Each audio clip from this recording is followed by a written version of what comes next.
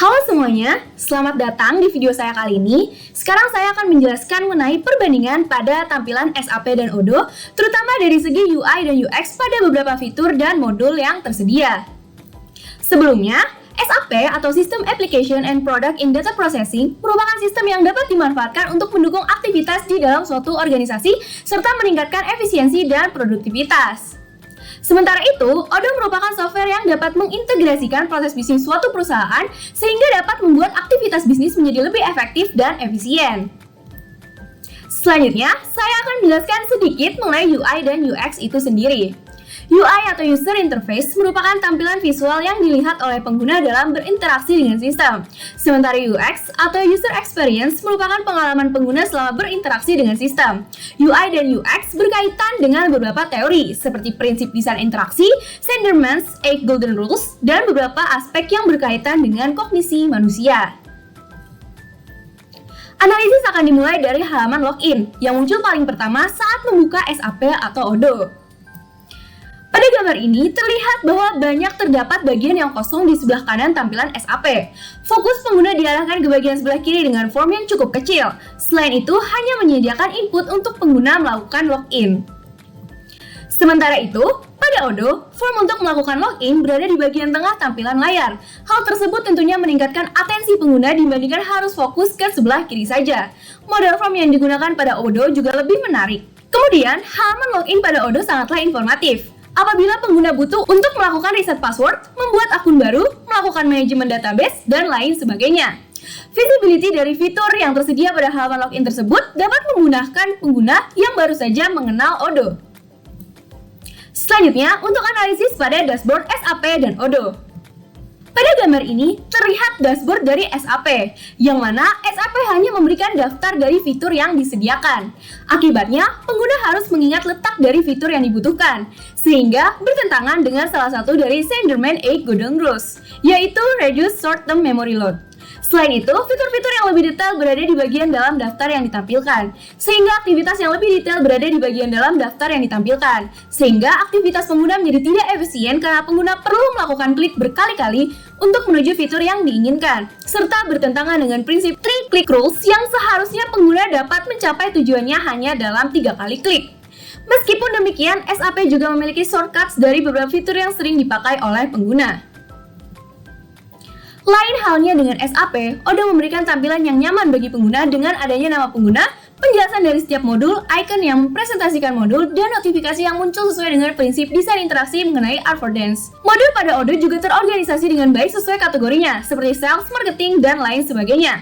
Apabila dibutuhkan, pengguna dapat langsung memilih modul yang dibutuhkan pada bagian sebelah kiri atas. Apabila pengguna ingin mengakses fitur pada sebuah modul, pengguna terlebih dahulu menuju modul tersebut dan memilih fitur di dalamnya. Sehingga fitur akan menjadi lebih terstruktur dan memberikan pengguna kontrol penuh terhadap aktivitas yang ingin dilakukan sesuai dengan prinsip support internal locus of control.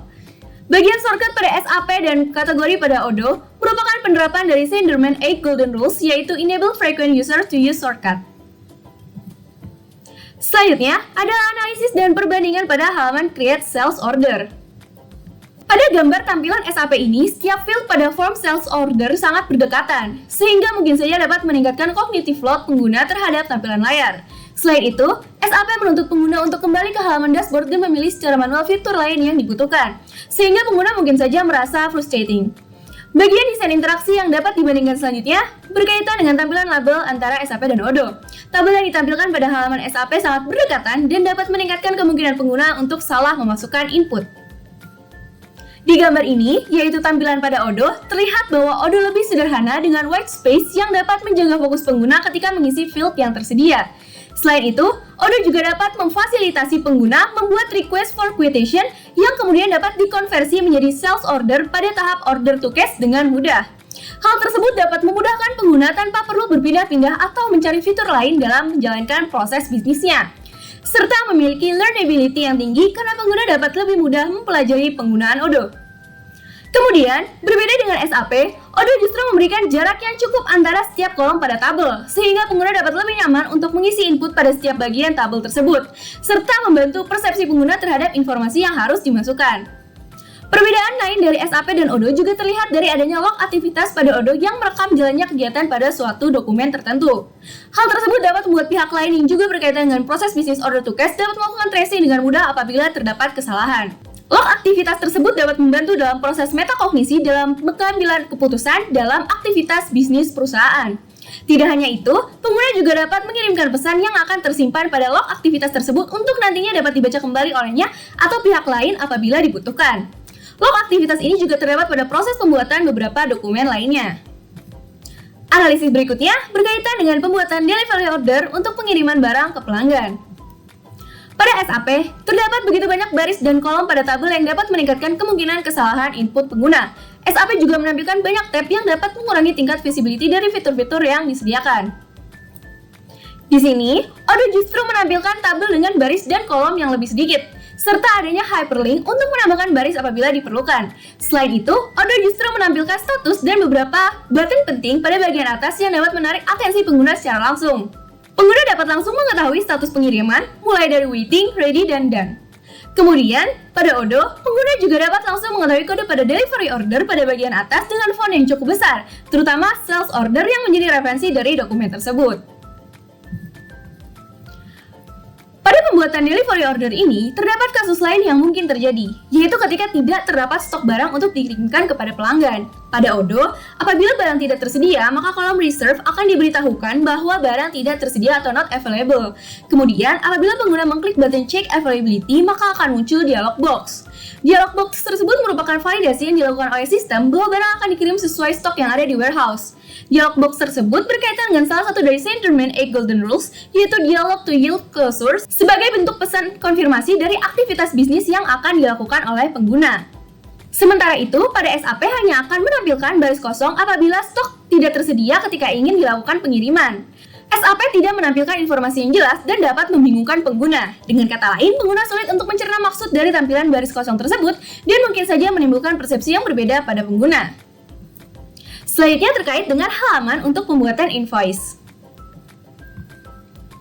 Hal yang dapat dianalisis di sini adalah tampilan tabel yang berbeda.